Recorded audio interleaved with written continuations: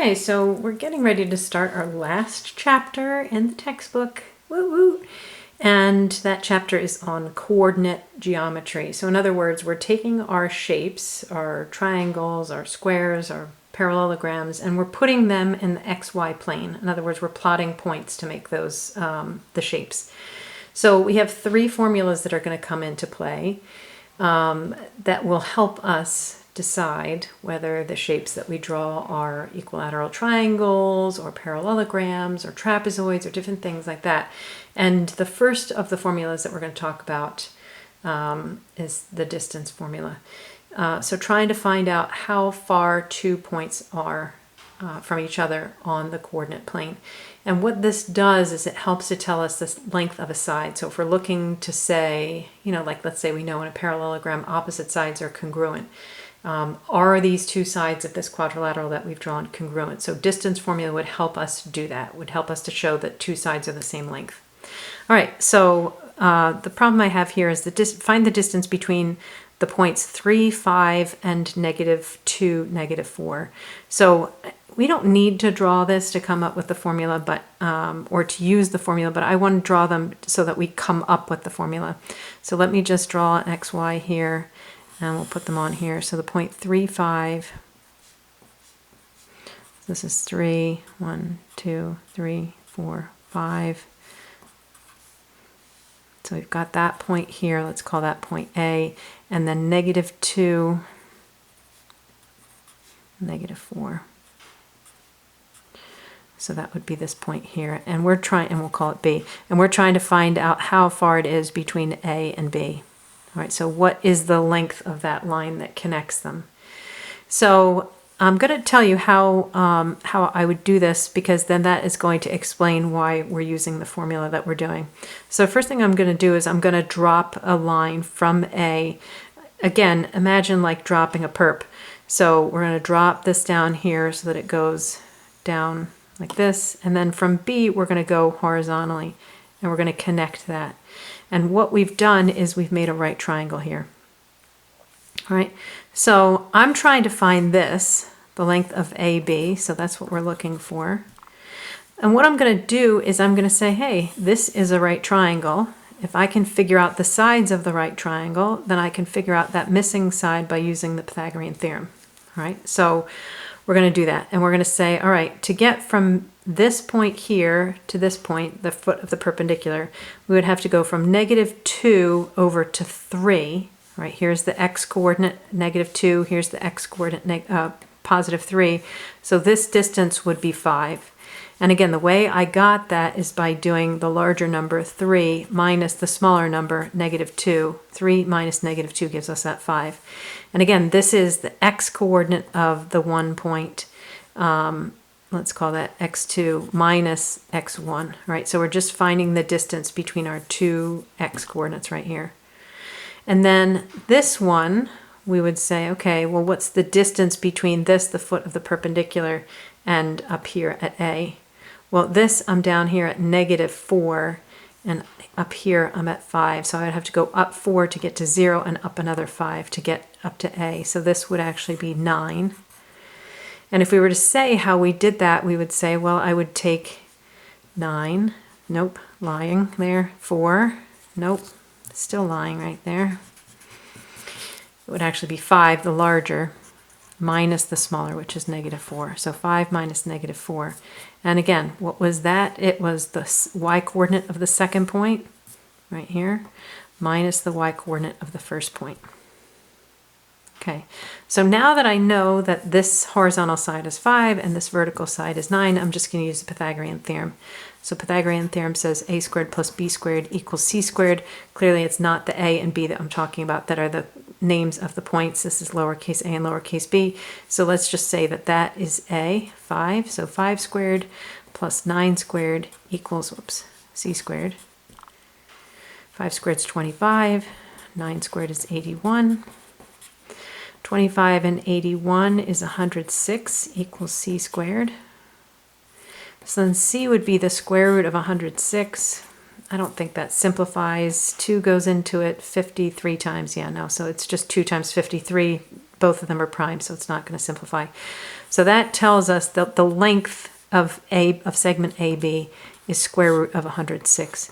Now, do you want to change that into a decimal? Maybe you do. I don't know. It depends on the problem. But for right now, I would say as long as you leave it as a simplified radical, meaning take all perfect squares out of there, you're good. All right, so let's just leave it that way, that AB equals square root of 106. Okay, so then let's talk about what the formula would be so we don't have to do this every time. All right, so we said, well, in order to find this side, which let's call A, lowercase a, we had to take the difference between the x coordinates. So let's come down here and we would say, well, we did x2 minus x1. And then this we called A. So in our formula, we had to do A squared plus, and then we'll call this our B. All right, so B was found by doing the difference between the y coordinates, so y2 minus y1, and then we square it for Pythagorean Theorem. Oops, B squared equals C squared. And that's what we're trying to find always, so we don't have something to replace that with. All right, so we just end up with x squared, x sub 2 minus x sub 1, or the x coordinate from the second point minus x coordinate from the first point, quantity squared plus y2 minus y1 squared equals c squared. But I don't want c squared, I just want c. So what I'm going to do is I'm going to take the square root of both sides. All right, when I take the square root of c squared, I just end up with c. And then on this side, I get x2 minus x1 squared plus y2 minus y1 squared. And that is our distance formula. So let me write it one more time, but instead of writing C, which stands for the hypotenuse of our triangle, I'm just going to write D. So the distance formula is D equals the square root of x2 minus x1 squared plus y2 minus y1 squared. Okay, that is the distance formula. Now, I want to tell you a couple things about it because I always get questions about this, and they're really good questions. It shows that people are thinking about this, so I'm guessing that you'll have some of the similar questions. First of all, you should recognize this notation from earlier in the year when we talked about finding the slope of a line that connected 2 points. If you remember that, the slope formula was y2 minus y1 over x2 minus x1. And when we talked about that early in the year, we said we had to be very, very careful about how we put these in because order matters when you're subtracting. And that if you put the y2 minus y1, but then you did x1 minus x2, you would get the wrong sign. So sometimes people feel that since this looks so similar that it makes a difference. And I want to tell you it does not. And the reason is because whereas here, we would, if we did y2 minus y1 and we got, let's say, positive 3, but then we reversed this and instead on accident did x1 minus x2, we would get the opposite sign. So let's say this should have been 6, but we reversed it and we got negative 6. That would be bad because then that would give us a slope of negative 1/2 when we really wanted positive 1/2. But look at what happens here. If we do the wrong order, we might get a negative when we were supposed to get a positive, but then we square it. And think about what squaring does. First of all, it makes the number different, but it always makes it positive because a negative times a negative or positive times positive is always positive. So it doesn't matter if you did them in the wrong order. This squaring just kind of cancels that out because it will always make whatever is inside here positive when we square it. Same thing here. So it does not matter the order that you put them in. If, however, you feel like you might start then thinking it doesn't matter here, if you don't care about here, then I would say just be consistent so that you don't accidentally go back and make a mistake here. Because here the order definitely matters, here it does not. But as I'm saying that, don't then think that you can do x2 minus y2. That does make a difference because you should just be subtracting the x coordinates when you're trying to find this distance, and you should just be subtracting the y coordinates here when you're trying to find this distance. So don't confuse and mix x's and y's together. That would be bad. Second of all, if you decide you want to do y2 minus y1 squared plus x2 minus x1 squared underneath, that's fine. Addition is commutative. So if you want to reverse the order here, that doesn't make a difference. So there's a lot more freedom right here. The next thing I want to say is you might say, Mrs. Taylor, I thought when you took the square root of both sides, you had to add a plus or minus. And generally, that is true. But you have to think, does my problem have a context, right? Is there a situation here where plus and minus might not make sense? And in this particular case, yes, it does have a context. This is finding, when we use the distance formula, we're finding the length of something, all right? So while plus or minus is a solution to the equation that we originally had there, it doesn't make sense when we realize that this comes from a diagram where we're trying to find the length. So it's okay to omit the plus or minus here. In fact, it would be wrong to include the minus because it is a distance. So this should just be distance equals square root of x2 minus x1 quantity squared plus y2 minus y1 quantity squared. If you're doing this in your calculator, there are so many places for you to make a mistake. My suggestion to you would be that if you're going to enter it, that you use great caution, or that you do it in steps. Maybe find this difference between these two in one step, and then square in another step and write that down. And then, same thing here. Find the difference between these two in one step and then square it in a second step, and then add them together, and then in another step take the square root. It's just really easy to make mistakes. All right, let's use this formula to verify that the distance between these 2 points is square root of 106. So again, our 2 points are 3, 5,